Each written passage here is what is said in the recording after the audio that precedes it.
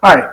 Good morning, folks. I'm going to do just a quick review for you and on the historical lessons. We've got 7 sections here, so I'll do each one as its own section. Obviously, have already given you guys the study guides for each section that you should have been filling out while we were doing the lessons in class or remotely, whichever we were doing. But this just gives you an opportunity to kind of do a quick review of the lessons that we're doing for this quarter. So again, let's get started here. And again, this is the historical importance of communications and printing. So these are the 7 sections that we will be going over for this lesson. Right now, I am only going to go over section 1. And when that's complete, then I'll stop, and then I'll go to section 2, and so on and so forth. So you'll get 7 different recaps of the historical lessons, okay? I'm just going to read this quote. Things may come to those who wait, but only the things left by those who hustle. Abraham Lincoln. It's a great quote. Great guy, great person in history, did a lot for this country. And when you stop and think about what he says here, it's really the truth. If you're willing to hustle, you're going to get first choice in everything. If you're willing to wait, then you get what's left over. So my suggestion to you guys is hustle. All right, so what does graphic communications mean to you? In a nutshell, this is graphics, okay? Graphics, it's the products of the graphic arts, especially commercial design or illustrations, the use of diagrams in calculation and design, right? So it's images, pictures, stuff like that. Communication is a basic tool in learning. Communication, the act or process of using words, sounds, signs, or behaviors to express or exchange information to express your ideas, thoughts, feelings, etc. So when you put the two together, it's graphic communications, as the name suggests, is communicating using graphic elements. These elements include symbols such as glyphs, icons, images such as drawings and photographs.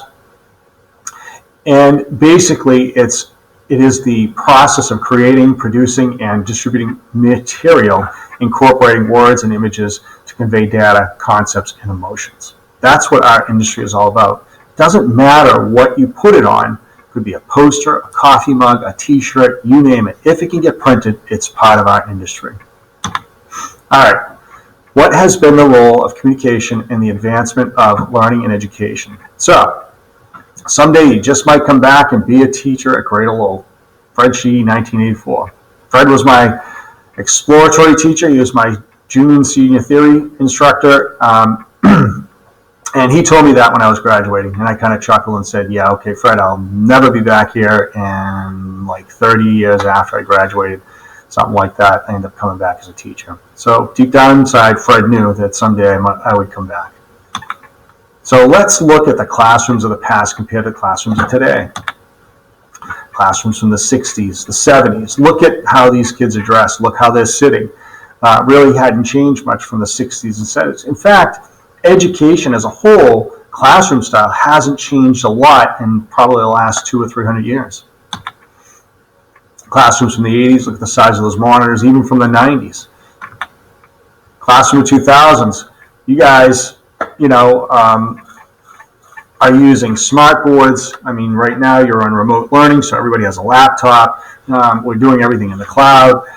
Whether you like it or not, right now that's the situation we're in. So classrooms have certainly changed in the last 50 years. Why is it important for teachers to have good communication skills? Fundamental to teacher and student success, the teacher's ability to communicate effectively with students, parents, and colleagues. Teachers must have good communication skills to keep their students achieve academic success. All right, so our goal is we have to be good communicators as instructors to make sure that you guys have success in the classroom.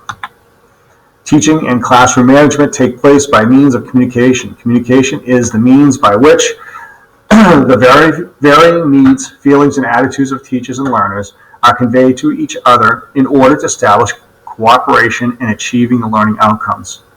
Right? So if I was a monotone type teacher that talked like this all day long, how much are you going to learn?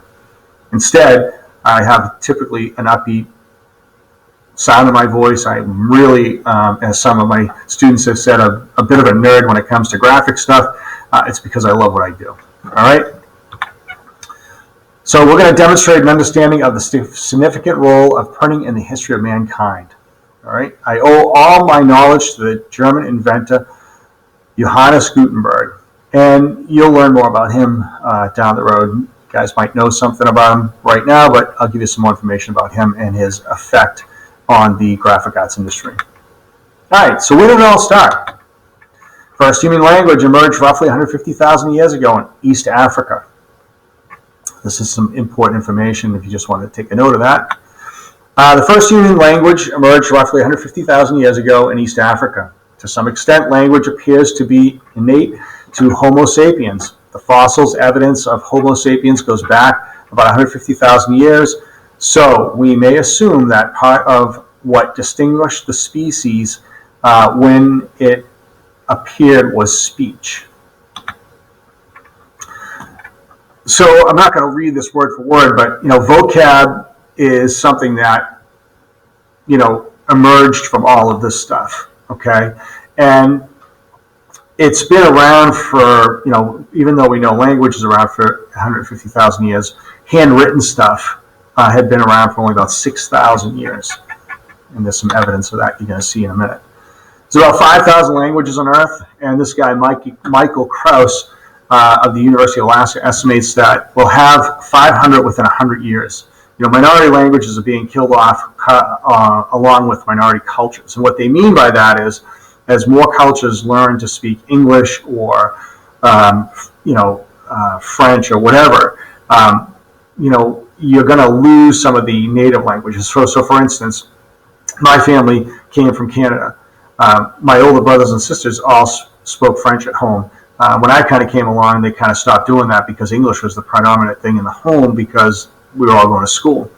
I can't really speak French anymore, but the language is still there, and it'll be there a long time because Canada is going to still have it, and so will France. But smaller countries that have their own unique languages, as those students learn English and stop using the native tongue, basically that means they're going to lose eventually their siblings will, or their children won't have that native language. And that's what that really boils down to. And that's how it's going to kind of be eliminated, which is kind of sad when you think about it. So again, language has been around for 150,000 years. We also know that handwriting began around the same time. And again, these are things that we found out from cave drawings and stuff like that. Some may argue that the cave drawings were the beginning of the printed word, but what they did find is that early 300s, they had found some Arabic inscriptions, and they were discovered in they found them actually in a grave site. So if you look right here, it's hard to read, but this is an inscription, and this is basically a tomb marker.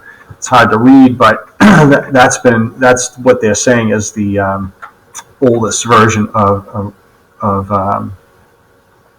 the actual written word. Okay, so this is the end of section 1. So I'm going to complete this at this point, and as soon as I can, I will get section 2 set up for you. Thanks. Talk to you soon.